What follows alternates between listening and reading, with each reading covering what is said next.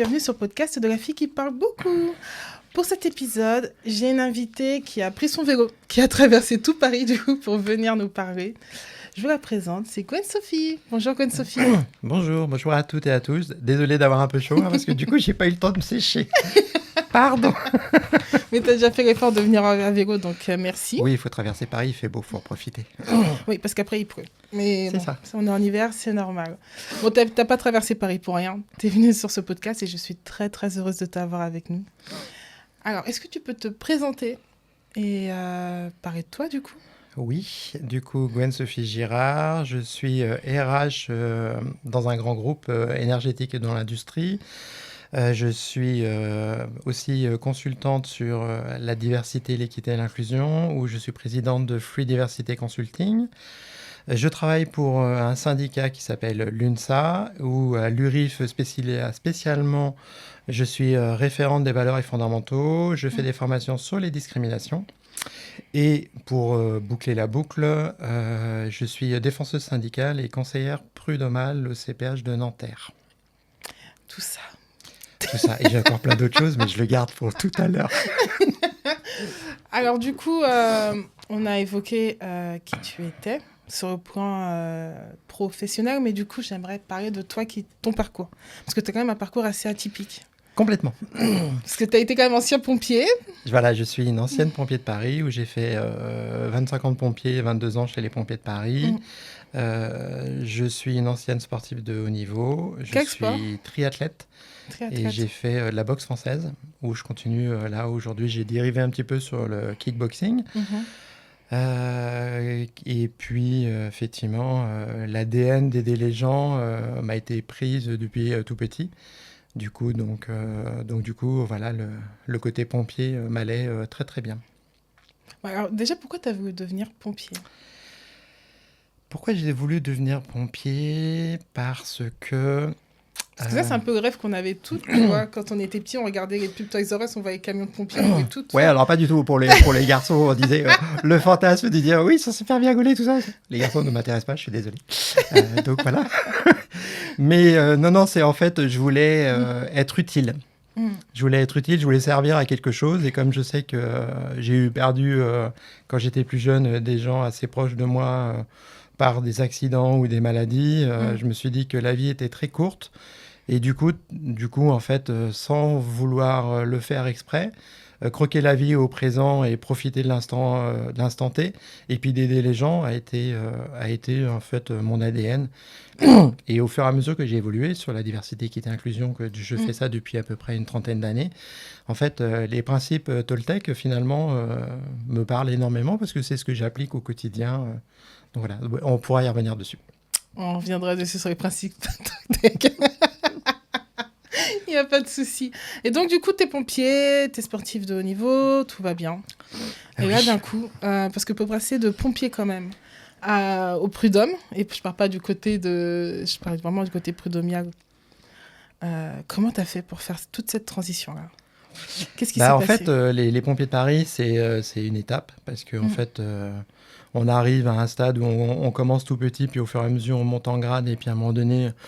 Moi, j'ai rêvé d'être chef de centre, donc c'est ce que j'ai fait. Et du coup, une fois qu'on est chef de centre, après, on vous dit, arrivé à la quarantaine, quadra, vous êtes trop vieux, vous êtes trop vieille, on va vous mettre dans les bureaux. Moi, pas du tout. Donc, je me dis, ça va pas le faire. Et puis après, question familiale, et puis autre chose, et puis aussi sur le fonctionnement, je me suis dit, je vais me faire une deuxième vie. Donc, je suis rentré dans les industries électriques et gazières. Et puis, j'ai basculé RH parce qu'en fait, j'ai une appétence pour l'application du règlement du droit. On a des droits, mais on a aussi des devoirs. Et en fait, les gens oublient très souvent que pour avoir ces droits, il faut d'abord appliquer les devoirs. Donc voilà. Donc ça, c'était une première chose. Et puis, le fait d'être différent, d'être toujours hors norme et puis de ne pas être normal, et on reviendra dessus parce que c'est intéressant, j'ai voulu effectivement de dire, pour être tranquille, comme on est effectivement hors norme, et du coup, d'être en connaissance de droit, de règlement, finalement, ça nous garantit beaucoup de choses. surtout dans le monde du travail. Et c'est pour ça qu'effectivement, je suis ambassadrice diversité. Je développe, je travaille beaucoup sur la diversité, équité, inclusion pour acculturer le monde du travail. D'accord. Mais du coup, avant de parler de ton poste sur la diversité, j'aimerais parler déjà d'un principe. Parce que passer de pompier au bureau, est-ce que la transition a été dure, en fait? Ah, super. Super dur. Parce qu'en fait, quand Tu tu es passes de pompier, quelqu'un d'actif... quand t'es pompier, Ouais. tu es là H24, tu es payé à faire du sport. Donc, c'est Mm. ça qui est chouette. Donc, ça c'est super cool. Merci la BSPP. Et puis, tu es en permanence, en fait, en attente de ce qu'on appelle de décaler. Ouais. Donc, du coup, c'est super intéressant dans le sens où bah, tu sais pas ce sur quoi tu tombes. Tu as un motif de départ et en fait, quand tu arrives, le motif de départ, rien à voir. Donc ça, et puis d'aider les gens quand ils te voient y arriver. Déjà, tu as l'impression que tu es le messie. D'un coup, ça y est, tout est propre, tout est clean, on va être sauvé. C'est pas tout à fait ça. C'est vrai, c'est notre job, mais bon, voilà. Donc, du coup, c'est super grisant. Et c'est vrai que quand on arrive, déjà en plus, c'est un monde militaire. Donc, quand on arrive dans la société civile, bah, en fait, on se rend compte que c'est extrêmement différent et puis compliqué de rentrer sur des horaires de bureau. Parce que moi, les horaires de bureau, pendant 25 ans, je ne sais pas ce que c'est. Bah Les oui. vacances, les fins de semaine, je ne sais pas ce que c'est. RTT. Voilà, donc quand on m'a dit, t'as le droit à ça, t'as le droit à ça, t'as le droit à ça, je dis, à quel moment on travaille là-dedans? Donc voilà, donc quand on fait 96 de garde et puis quand on dit, tu vas faire 35 heures, 35 heures, ça c'est 2 jours ça. Donc bon, voilà. Donc c'était compliqué.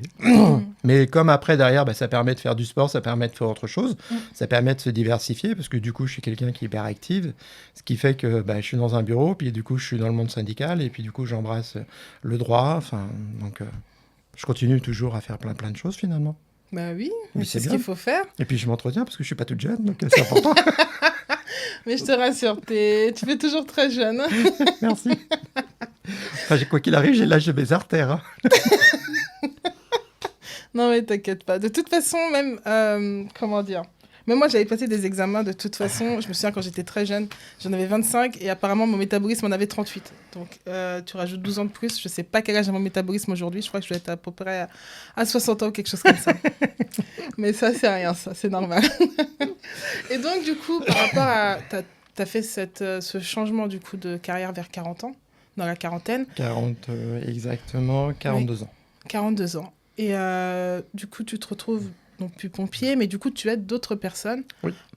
à différents niveaux, au niveau de la diversité. D'ailleurs, C'est tu ça. t'occupes de la fresque de la diversité. Exactement. C'est bien ça? Tout à fait.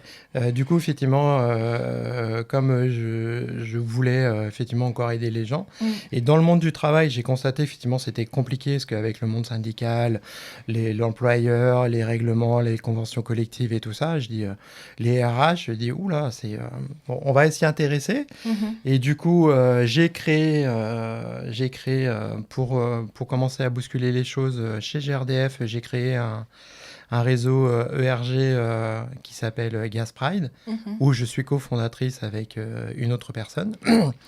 J'ai co-construit effectivement quelque chose chez Store NG. J'ai travaillé pour le réseau Friends chez NG, où c'est là que du coup j'ai développé la fresque de diversité, où on a été formé par les SEC. Et là, de ça, je me suis dit, il faut acculturer les gens parce qu'en fait, on parle d'inclusion, mais en fait, les gens ne savent pas de quoi ils parlent. Est-ce que tu peux nous parler un peu plus de cette fresque, en fait? Du coup, ça va être quoi? Ça va être des ateliers qui sont mis en place dans l'entreprise pour parler du coup de... Alors, je vais utiliser des gros mots parce que ça, j'aime bien. Du coup, pas trop de gros mots, après on va être censuré. Du coup, je suis... Non, mais des gros mots dans le sens où les gens vont se dire qu'est-ce que ça veut dire. Du coup, moi, je suis disruptive. C'est-à-dire que quand je fais la fresque de la diversité... je commence à dire, en fait, globalement, pour faire court, on va travailler sur les biais cognitifs. Et de ça, les biais cognitifs que déclenchent des stéréotypes et des préjugés, bah, du coup, vous pensez avoir un esprit critique et puis avoir le libre arbitre de penser, de se dire bah, ce que je pense que là, ça a l'air d'être vrai, ce que je vois, ça a l'air d'être comme ça. Et en fait, on croit voir une pomme et finalement, c'est une poire. Pour la faire courte. Et donc, du coup, quand je fais les ateliers de fresques qui durent à peu près 3 heures, qui appliquent les principes Toltec, bah, du coup, je leur dis, je vais vous déconstruire. Parce que depuis que vous êtes nés, En fait, on vous a conditionné Oui. pour penser comme ça, pour avoir des réflexes comme ça, pour avoir déjà des stéréotypes, des préjugés, et finalement, les gens font de la discrimination de façon involontaire. Il faut savoir que 80% des discriminations sont involontaires. Ce qui fait que on pense de se dire je suis open sur ça, en fait, non, pas du tout. En fait, pas du tout. Parce que t'es déjà conditionné dans ton milieu endogroupal, sociétal, environnemental, professionnel, personnel et puis familial, fait que tu as déjà des pensées qui sont déjà construites parce que c'est ton environnement qui fait que depuis tout le temps, tu penses comme ça. Et les biais, en fait, nous amènent à amener sur des réflexions où on pense de dire, finalement, ce que je dis, c'est vrai, ce qui est vrai pour toi, Oui, mais mais pas ce vrai qui pour n'est pas forcément vrai pour moi. Et c'est pour ça, tout à Ouais. l'heure, je revenais, et je vais prendre un tout petit peu de temps pour revenir dessus parce que c'est important. Quand on parle de la normalité, j'ai plaisir de dire, OK, donne-moi la définition de la normalité. Et là, souvent, il se passe comme ça. Un blanc. Donc voilà, donc c'est assez drôle, parce qu'effectivement, ce qui est normal pour toi n'est pas forcément pour moi, et ce qui est normal pour moi ne l'est pas pour toi. Et donc, du coup, de travailler sur les biais cognitifs, ça nous permet, globalement, pour parler vulgairement, de se dire, je vais ouvrir mes chakras pour accueillir quelque chose de différent et qui finalement peut être intéressant pour moi. Parce qu'en fait, on s'aperçoit que dans le monde du travail, on a ce qu'on appelle les parcours d'intégration. Ouais, Donc, du coup, on fait des clones. c'est vrai. Mais tu vois, en fait, tu me parles de ça et rien à voir, mais absolument rien à voir, mais il y a Zootopia qui est sorti, le 2. Et en fait, dans Zootopia, on parle justement des biais cognitifs, mais c'est toujours subtilement amené pour que les plus grands et les plus petits comprennent, en fait. Et c'est vrai que c'est quelque chose qui commence à prendre, en fait, dans la société. On commence à comprendre les biais cognitifs. Et je trouve que, du coup, dans le monde du travail aussi, que ce soit à l'extérieur, mais surtout dans le monde du travail, on se dit, mais non, je suis au travail, il n'y a pas de biais, on est juste là pour se faire de l'argent vulgairement, rentrer à la maison, etc. Sauf qu'on vit avec les gens. On vit avec des gens qui ont un système de pensée différent et qui ont aussi un rythme de vie différent. Et je trouve que c'est plutôt intéressant, du coup, de parler de ces biais-là et de les combattre. Heureusement, les entreprises, je trouve qu'elles font de plus en plus d'efforts dessus. Alors, En tout cas, moi, dans les entreprises où j'étais, il y avait vraiment un effort qui était mis dessus, que ce soit au terme d'égalité homme-femme, que ce soit en termes d'orientation, de parcours de vie aussi, qu'il n'y ait pas des discriminations. Parce qu'en fait, on ne se rend même pas compte, comme tu le dis, des fois, on est discriminant. Et c'est pour ça que je parle de Zootopia, parce que vraiment, regardez-le. C'est les animaux, effectivement, qui vivent dans un... Je ne sais pas si tu l'as déjà vu, non. mais du coup, c'est des animaux. Et du coup, il y a les carnivores et puis il y a les herbivores. Il y a une troisième population qui sont tout ce qui est reptiles, qui eux carrément vivent en dessous de la terre. Donc eux, en fait, ils subissent les discriminations d'absolument tout le monde. Il y a des biais derrière cognitifs qui sont mis en place. Il faut avoir vraiment peur d'eux. Et donc du coup, voilà, je trouve ça vraiment intéressant que tu parles de tout ça. Et du coup, quand tu rencontres des gens qui ont ces biais-là, par exemple en atelier, quelqu'un qui va dire, oui, mais moi, pour moi, la place de la femme, c'est dans la cuisine. Petite dédicace à ce petit truc que tout le monde connaîtra, la place de la femme, c'est dans la cuisine. Qu'est-ce que tu dis à cette personne-là qui vient te voir et qui te dit ça? Alors, déjà, j'essaie de comprendre le pourquoi elle pense comme ça. Pourquoi cette personne-là voit effectivement la femme à la place de la cuisine. Ensuite, j'ai pas de jugement. Ça lui appartient. Donc c'est ça qui est important. Ça, c'est un des principes aussi Toltec, c'est effectivement c'est d'accueillir et puis de pas juger. Voilà. Donc du coup, là et après, j'essaie de lui démontrer quand on revient, parce que j'apprécie que quand je fais du coup mes formations, que ça soit la fresque ou autre chose, toujours de revenir sur de pourquoi on en est là aujourd'hui. Donc dans le fait de faire un petit pas en arrière. Donc, quand je m'amuse effectivement à parler des droits des femmes, je me suis juste arrêté 200 ans en arrière au moment de la Révolution française parce qu'on aurait pu revenir encore beaucoup plus loin. Parce que du coup, ce qui est intéressant, c'est que finalement, on se rend compte que la femme, elle a fait 3 pas et elle a fait 10 pas en arrière à plein de fois. Si on parle à la période des rois, quand les rois ils allaient en guerre, ils étaient partis pendant 2 ans aller conquérir le monde. Qui c'est qui régnait sur le territoire, sur la région, sur le pays? C'est les femmes. C'était les femmes, on appelait ça les régences. Donc du coup, elles ont toujours été là. Elles sont toujours là. Donc maintenant, en fait, ce qui se passe, c'est qu'en fait, on a un peu une marche arrière. Parce que, en fait, on ne peut pas en vouloir aux hommes d'un coup d'être un peu perdu. Parce que du coup, on a eu l'émancipation de la femme qui nous permet de se dire, aujourd'hui, j'ai plus besoin d'avoir ton autorisation pour avoir un travail, je peux avoir mon compte en banque. Il faut se rappeler que juste, c'est 1970, hein, c'était hier. Donc, l'émancipation complète de la femme, avec les droits qui est rentré dans la Constitution et ce genre de choses, c'est assez récent. Et ce qui fait que, en fait, ça fait peur un peu à ce côté de l'homme, le patriarcat, le masculin, la virilité et autre chose. Ce qui vient qu'on arrive sur le masculinisme aujourd'hui. Sur les ultras, où là, effectivement, ils veulent faire la chasse aux sorcières. Oui. Mais...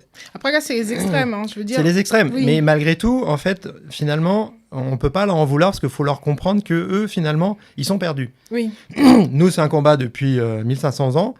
Eux, d'un coup, ils ont toujours eu ça comme acquis, que de toute façon, le pouvoir était à l'homme, les règlements et les faits, c'est fait par les hommes pour les hommes. Mais du coup, est-ce que tu mets des choses en place en entreprise pour ce genre de biais qu'il y a? Est-ce qu'il y a des... Alors, il faut savoir que les biais cognitifs, on en a à peu près 400. Ils sont nécessaires pour notre fonctionnement de cerveau. On est bombardé d'informations et tout ça. Une information, pour qu'elle soit captée, il nous faut à peu près 100 000 secondes. Et puis,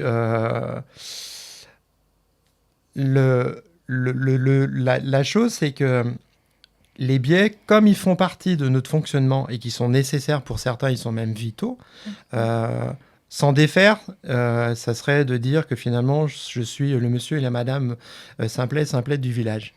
Donc, c'est pas possible, d'une part. Et de deux, faut le vouloir. Parce que, encore une fois, on peut savoir qu'on fait de la discrimination. Maintenant, c'est est-ce que je suis OK avec ça? Et puis, ce que tu penses, finalement, ça m'est complètement égal. Et du coup, je reste sur ma position. Et là, je suis fermé et je veux pas m'ouvrir. Donc, du coup, je m'interdis à faire quelque chose. Donc, il faut juste leur expliquer que ce que tu fais aujourd'hui, c'est plus entendable.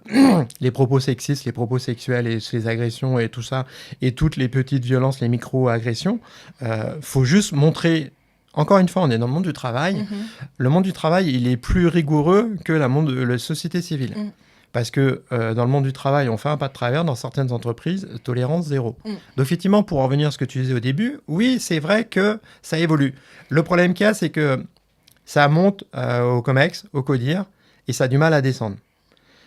En fait, il faut acculturer tout le monde. Parce que non seulement ça fonctionne pour le monde du travail, mais ça fonctionne pour la société civile. Et quand on acculture les gens dans le monde du travail pour dire ce que tu dis là, quand tu vois une jolie nana qui est toute belle et qui ressemble à ton stéréotype et tu te dis comment je pourrais faire pour me la mettre au paddock, tu peux le penser, tu as le droit, c'est pas interdit. En revanche, que tu le dises au monde du travail, c'est pas tolérable.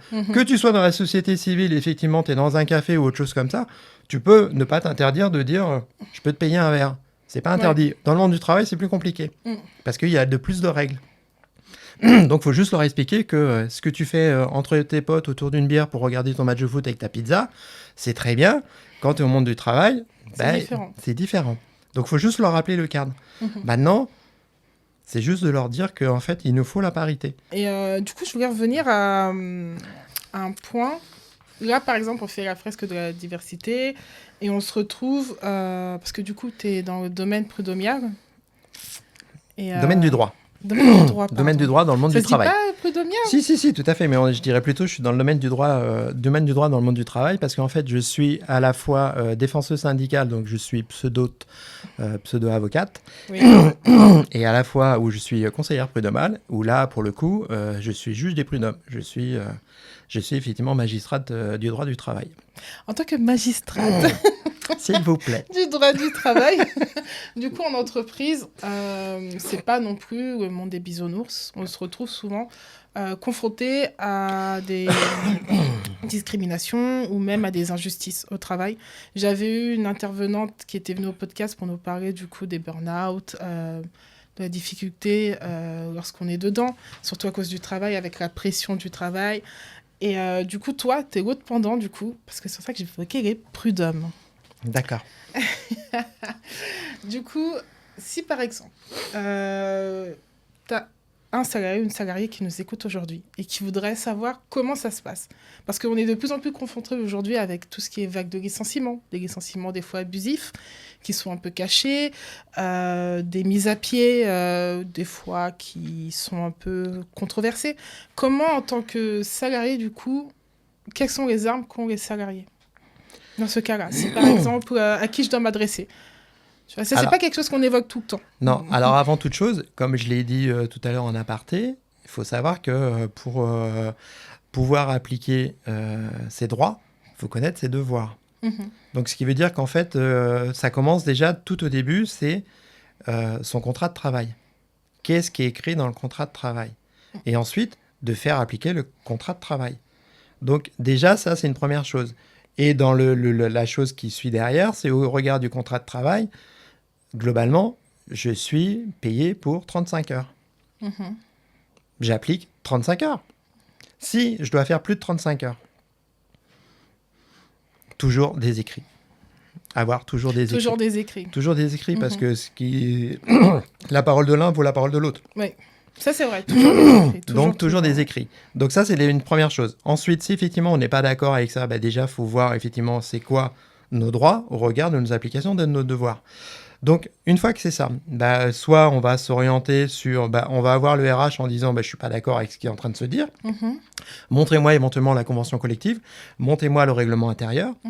Éventuellement, on reprend le contrat de travail et au regard de la tâche qu'il nous a assignée ou ce que je ressens, de dire, là, je rencontre une difficulté. Dans certaines entreprises, il y a des référents harcèlement, des référents sexistes, il y a éventuellement des référents éthiques ou des référents déontologiques. Donc, on peut s'adresser à eux par questionnement. On a les numéros de téléphone où on peut avoir des choses de façon anonyme sur des psychologues anonymes ou ce genre de choses. Dans le monde du travail, il y a aussi le médecin du travail. Qu'on peut aller voir. Qu'on peut aller voir, parce qu'on lui dit je rencontre une particularité, une difficulté, parce que ça peut avoir une atteinte sur ma psychologie, sur ma qualité de vie, mes conditions de travail. On peut aller voir le monde syndical. On va aller voir au CSE. Alors, le CSE ne peut se faire que si et seulement si on a été voir les syndicats. Parce qu'en fait, c'est les syndicats qui siègent au CSE. Okay. Donc, il faut aller voir les syndicats. Et en fonction des syndicats, on peut déclencher une enquête avec le CSE qui, va programmer éventuellement une enquête par l'externe. Il peut avoir, si ça va vraiment très très loin, on peut aller effectivement porter plainte. Donc là, on va effectivement à la gendarmerie, au commissariat, on fait un dépôt de plainte. L'avantage du dépôt de plainte, c'est que quand on est soi-disant victime, quand on fait le dépôt de plainte, en principe, en fonction du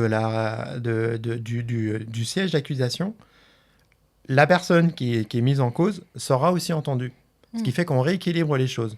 Parce que quand le harceleur, il n'y a que lui, et puis en fait, vous êtes tout seul dans votre coin et vous êtes victime, lui, il est content, il a fait son job, il s'est éclaté. Donc, il a eu son côté pervers et jouissif.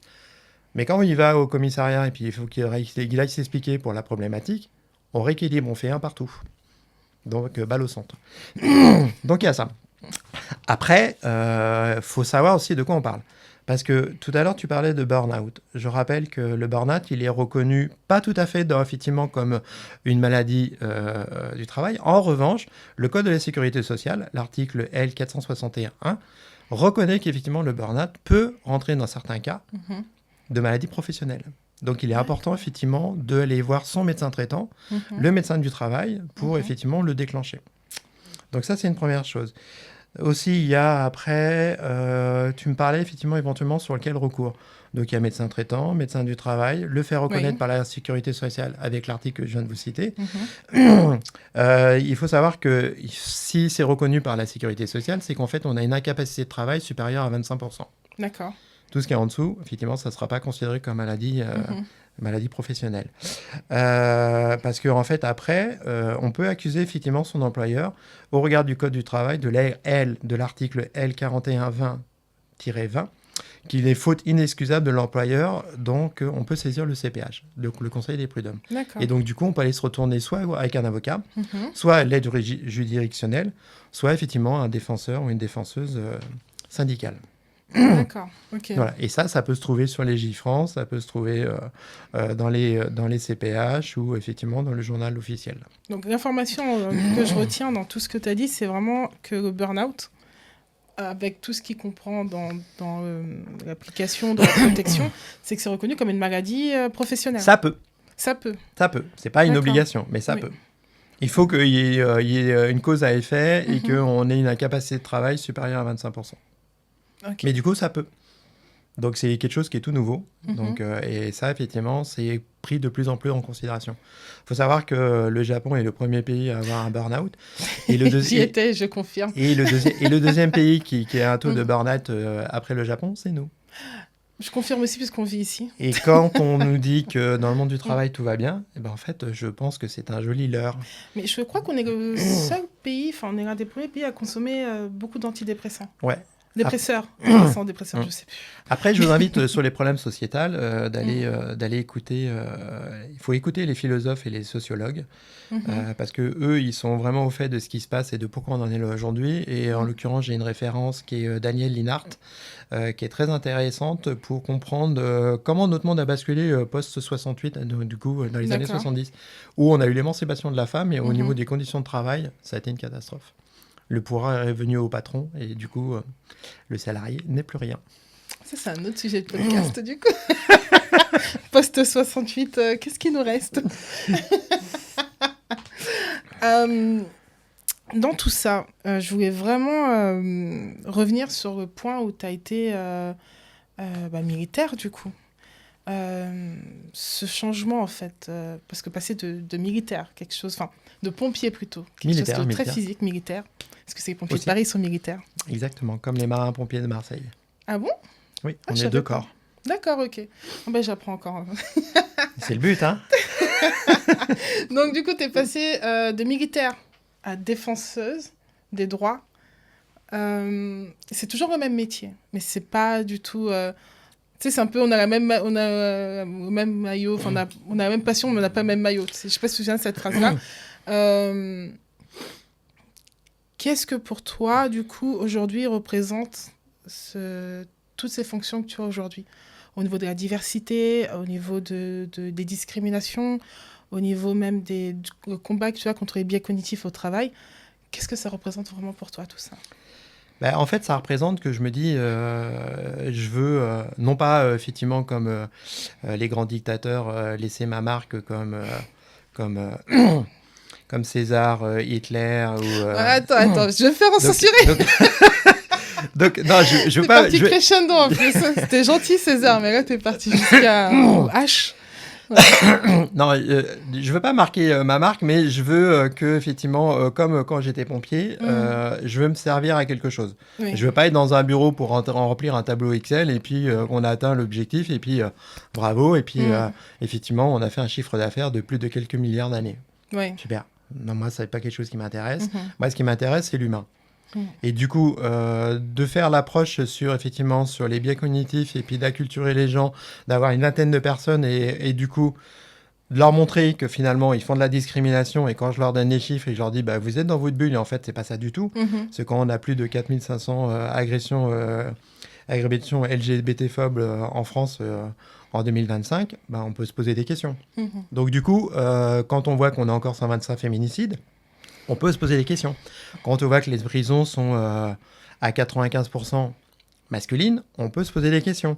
Donc, du coup, c'est le fait de s'interroger et que quand on amène des chiffres, on leur dit « Mais non, en fait, c'est pas tout à fait le monde des bisounours parce que toi, tu fais ton métro, boulot, dodo et dans ta boîte, ils sont a priori gay-friendly. » Chouette. Mais la réalité, c'est pas ça. Et quand tu te prends une claque, quand tu viens te faire cambrioler, quand tu viens te faire agresser, quand tu viens te faire... au pire, violer et trucider pour 20 balles, tu peux te dire, bah, finalement, c'est pas tout à fait ça. Donc, du coup, on n'est pas dans un monde de bisounours, et donc, c'est intéressant de leur faire montrer que bah, ta bulle, elle est bien, mais l'extérieur de la bulle, c'est pas si joli. T'as une jolie mariée, mais en dessous, c'est un peu pourri. Donc, du coup, c'est ça qui m'intéresse, effectivement, de montrer que, en fait, faut rester prudent, faut toujours regarder ce qu'il y a autour de nous, parce qu'en fait, la vie, c'est un claquement de doigts. Et il faut en profiter. Et quand un des principes Toltec qui te dit profite de l'instant présent, il est important. Parce que on peut sortir là, et puis on a beau traverser au vert, on serait dans notre droit. Et pour autant, s'il y a un vélo qui passe, une bécane, un camion, un truc comme ça, on est sous la roue, on a beau être bien musclé, quoi que ce soit, contre du métal, on fait pas le poids. Donc du coup, aider les gens fait partie de mon ADN. Le fait de rentrer dans le droit, ça me permet effectivement de rendre justice, de lutter contre justement toutes ces discriminations. Ça me permet de boucler la boucle. Parce que quand je fais des interventions sur les discriminations et qu'on me dit, en fait, j'ai été là, je peux les conseiller, je peux être à l'écoute. Et je dis, si effectivement, il faut aller au-delà parce qu'il y a besoin d'aller au-delà, la discrimination, on peut commencer effectivement par le CPH. Et puis après, tu peux aller au pénal. Et du coup, je peux t'accompagner.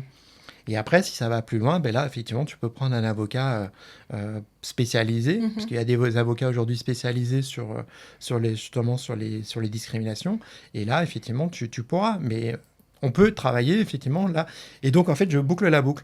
Au lieu d'aider les gens, où là, c'était mon job et ça me permettait de pouvoir rentrer, parce qu'effectivement, on a l'avantage d'être passe-partout quand on est pompier de Paris. Oui. Là, en fait, c'est par l'intermédiaire de mes interventions où je peux continuer à accompagner les gens et leur dire, vous n'êtes pas tout seul. Parce qu'en fait, la problématique dans le monde du travail, c'est qu'en fait, les gens, il n'y a plus cet esprit collectif, cette bienveillance, cette empathie, où je peux te parler en toute sincérité, en toute honnêteté, en toute loyauté, en me disant, enfin, t'as vu ce qu'il a fait, Brandon, là, franchement, c'est pas top, quoi. Là, tu lui as mis la main au cul. Tu crois que c'est cool ou c'est pas cool? Et que la personne, en fait, non, mais c'est bon, on va rester comme ça. Non. Au job, non, au boulot, on va pas rester comme ça. Ce qu'il a fait, c'est pas bien. Même si lui, il se sent bien parce qu'il a un atome crochu avec Mélissa, c'est cool, mais non, ça marche pas comme ça. Alors, elle a cité les exemples de Brandon et Mélissa, mais parce qu'ils sont au studio. Je sais pas pourquoi. Disclaimer, ils sont pas du tout comme ça. J'en sais Surtout rien. Brandon. Disclaimer quand même. Mais du coup, oui. Du coup, tu t'es muée un peu en justicière et puis c'est vraiment un parcours de vie où, du coup, tu es là pour changer en fait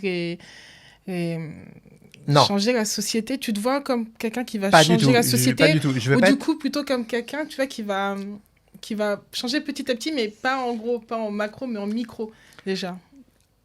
Alors peut-être en micro. En fait, ce qui m'intéresse, moi, c'est de faire comprendre aux gens que depuis une cinquantaine d'années, les choses ont évolué. La société civile, elle évolue en permanence. Et on reste planqué sur des carcans. Moi, j'ai la chance d'avoir toute ma famille au Canada. On a une approche sur l'humain qui est complètement différente. D'ailleurs, toutes mes recherches sur les biais cognitifs, les sciences sociales et les sciences psychologiques cognitives viennent effectivement... Après, dans les pays anglo-saxons, je trouve que c'est beaucoup plus développé. Ils ont carrément des bourses pour étudier ça. Plutôt complètement. En Europe. Non, et puis surtout, c'est que nous, le problème qu'il y a en France, beaucoup, j'entends souvent, on dit « avant, c'était mieux ». Avant, c'était mieux. On revient toujours sur comment c'était avant. Parce qu'en fait, on ne veut pas aller au-devant, parce qu'on ne veut pas s'ouvrir à effectivement quelque chose de nouveau. Parce qu'en fait, l'inconnu fait peur. Et ça, je peux le comprendre. Ça fait partie des biais. Mais ça, je peux le comprendre. Mais ça fait partie des biais. Parce qu'en fait, on vit avec nos carcans. On n'accepte pas de se dire... Ok, je vais ouvrir ma start-up et puis je vais prendre quelqu'un qui vient de l'Inde, je vais prendre quelqu'un qui vient du pays asiatique, de l'Amérique du Nord, et puis un blanc, un couleur crème, un couleur noir, et puis des gens qui parlent pas forcément le même langage, mais d'avoir effectivement toute cette diversité d'approches fait que finalement, en trouvant un consensus, on va sortir quelque chose de magnifique. Que de faire des clones. Dire c'est bien moi j'ai eu la chance de faire Sciences Po, effectivement tu vas à Sciences Po, t'as tous les gens qui sont avec c'est pas un CV qu'ils ont, ils ont une encyclopédie pour se présenter. Et heureusement que le doyen il dit votre encyclopédie qui a 40 ans, vous pouvez la foutre au feu pour démarrer votre feu, parce qu'au fait aujourd'hui on n'en a plus rien à faire. Ce que tu as appris il y a 40 ans aujourd'hui, tout a changé. C'est pas d'actualité. Et puis c'est pas ce qu'on veut. C'est pas ce qu'on veut. On veut pas nous montrer qu'effectivement t'as ça. Au fait t'as une capacité de raisonnement, très bien. Maintenant sur des choses nouvelles, comment tu fais ? La chance d'avoir été pompier, pour revenir à une des premières questions, Oui. me permet effectivement d'avoir une ouverture qui est complètement différente. Parce qu'en fait, je pars pour ouverture de porte et en fait, j'arrive et puis c'est un feu. Ou c'est un chat qui est dans le truc, ou c'est une mamie qui est collée avec sa punaise sur le lit. Voilà, on ne sait pas. Donc du coup, tu vas à l'aventure. Et en fait, de s'ouvrir à l'aventure et de se dire, ok, j'accueille, et finalement, c'est beaucoup plus simple que de se dire, ouh, ça sent pas très bon là. Donc je vais peut-être pas y aller parce que c'est pas ce qui était prévu en fait. Mais tu m'as dit fallait faire le 1 plus 1, c'était 2, mais en fait je vois que ça fait 3. Comment je fais? Lance-toi. Démontre que le 1 plus 1, ça fait pas 2. Voilà.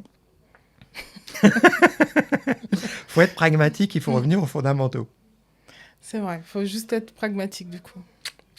Assez, oui. Après, je pense qu'on a tous plus ou moins vécu des discriminations au travail. Je parle bien au travail, même en dehors du travail. Surtout en dehors du travail. Surtout en dehors du travail. Mais au travail aussi, c'est assez violent parce que c'est l'endroit où tu es censé gagner ton argent et puis en fait, tu subis encore les violences que tu subissais dehors au travail. Donc ça, c'est autre chose. Et non, je suis vraiment contente que tu aies évoqué du coup les biais cognitifs, comment ils se construisent et puis même comment du coup, lorsqu'on est en danger, entre guillemets, savoir qui contacter.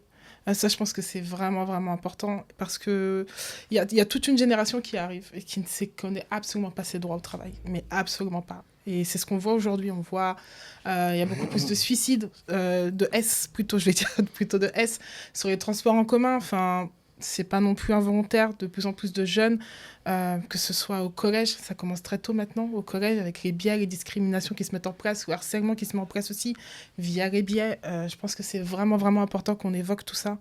Et je suis contente du coup de t'avoir eu et d'avoir parlé de ça avec toi. Et oui, comme je te disais, les discriminations, on en a subi et je pense que tu en as subi aussi, du coup, au travail. Alors moi j'ai la chance comme vous avez pu le comprendre, j'ai un peu de répartie.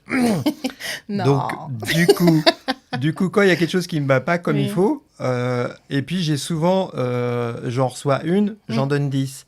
Donc du coup je sais pas, je dois dégager quelque chose qui fait que globalement on vient pas me chercher trop comme il faut. Oui, voilà. Donc parce que souvent il y a de la répartie et puis comme on est dans le monde, on est dans un monde animal, faut reconnaître quand même les choses.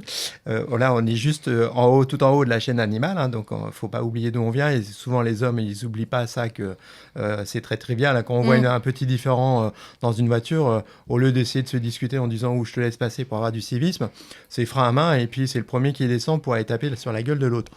Donc je trouve ça assez drôle parce que c'est très trivial, alors que souvent les femmes, globalement, ça marche pas comme ça. Ça peut effectivement s'exciter derrière parce que, je sais pas, les gens, quand ils montent dans leur voiture, j'ai l'impression qu'ils ont posé le cerveau là, et puis ils ont fermé la porte et puis le cerveau, il a pas eu le temps de rentrer.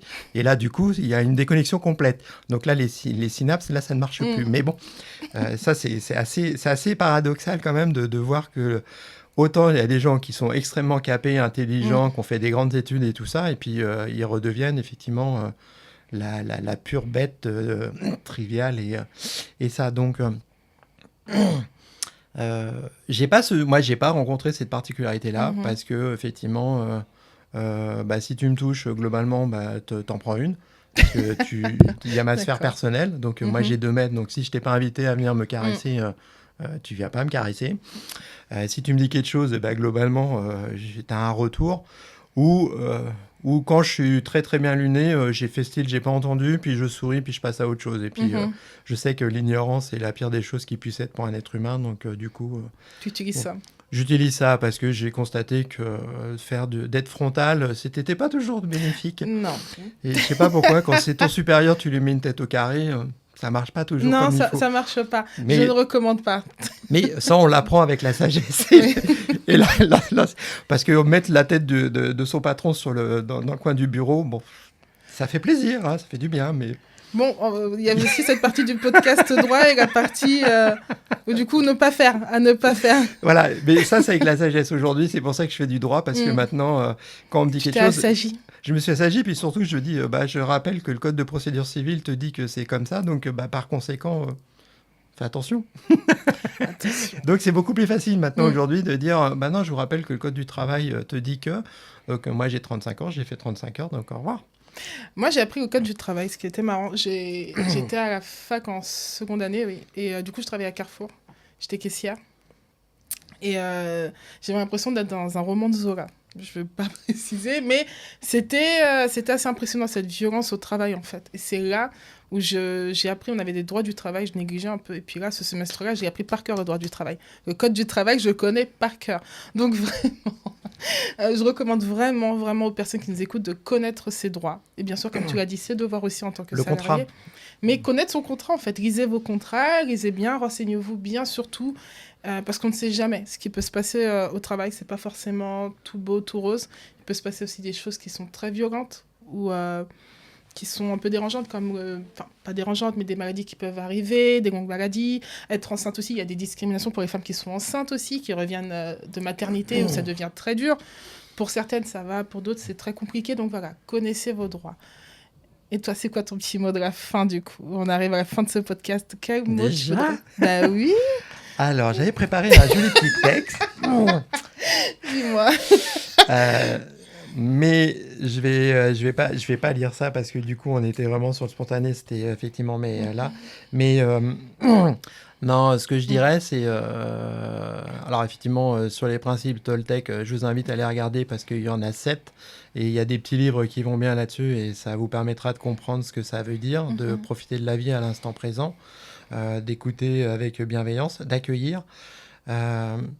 Surtout, et ça va être le plus compliqué pour toutes et pour tous, arrêtez de juger. Oui. Arrêtez de juger les gens sur leur aspect, sur comment ils pensent, sur comment ils parlent. Vous connaissez pas leur vie, vous savez pas d'où ils viennent, vous savez pas pourquoi ils réagissent comme ça. Arrêtez de juger. Posez-vous des bonnes questions avant de se dire lui c'est un con, c'est une conne, ou il est habillé, t'as vu comme il est habillé comme un sac. On ne sait pas ce qui s'est passé. Autant effectivement la personne qui est habillée comme un sac, et bien d'un coup elle s'est retrouvée sans plus rien parce que son appart a cramé quoi. Donc voilà, on ne connaît pas les histoires. Donc je dirais ça, et puis profitez de la vie parce que la vie est trop courte. Et même si on a l'espérance de vie qui grandit, par expérience, et là pour le coup 35 ans d'expérience dans le monde dans lequel nous vivons, c'est beaucoup trop court. Donc ayez de la bienveillance, de l'empathie, de l'accueil, et puis arrêtez de juger. Voilà, puis je vous embrasse fort. En fait, t'as tout dit à la fin, du coup. Et du coup, si jamais il y a des gens qui veulent te poser des questions, qui veulent en savoir plus après le podcast, où est-ce qu'ils peuvent te joindre? Alors, sur LinkedIn. Sur LinkedIn, d'accord. Ouais, donc moi, c'est Gwen-Sophie Girard. Il n'y en a pas beaucoup des Gwen-Sophie, donc globalement, vous n'allez pas trop chercher longtemps. Et du coup, là, et puis j'annonce que bientôt, je vais sortir un guide sur la LGBT-phobie. Donc ça va sortir, il y aura une 50aine de pages avec des cas concrets, qu'une boîte à outils et tout ça. Et surtout, c'est que pour les gens qui sont intéressés sur ce que c'est que l'univers LGBT et puis qui peuvent être touchés de près ou de loin, parce qu'on peut être tous parents, on a des amis ou autre chose. Moi, quelqu'un qui me dit, moi je sais pas ce que c'est que d'avoir un copain PD ou une lesbienne ou quelqu'un de queer ou non-binaire, bah, je mets à défi effectivement de me démontrer que c'est pas possible, parce que dans l'environnement aujourd'hui, et ben même quand on se dit ça touche que les jeunes, bah, quand on regarde certaines émissions, puis quand il y a des mamies qui attendent d'être à l'EHPAD pour pouvoir se marier parce qu'elles ne pouvaient pas vivre là et elles se sont mariées à l'EHPAD après 70 ans de vie commune, on peut trouver ça très mignon. Donc il n'y a pas d'âge. Donc voilà. Merci Gwen-Sophie d'être venue au micro. Merci beaucoup. Merci à toi d'avoir traversé Paris à vélo surtout. Ça va mieux. Ça va mieux. N'hésitez pas à partager cet épisode et me dire aussi en commentaire si vous avez des questions pour Gwen-Sophie, si vous en avez pour moi, sur le sujet qu'on vient d'évoquer qui est très intéressant et qui est très important. Je vous dis à très bientôt pour un prochain épisode. Bye!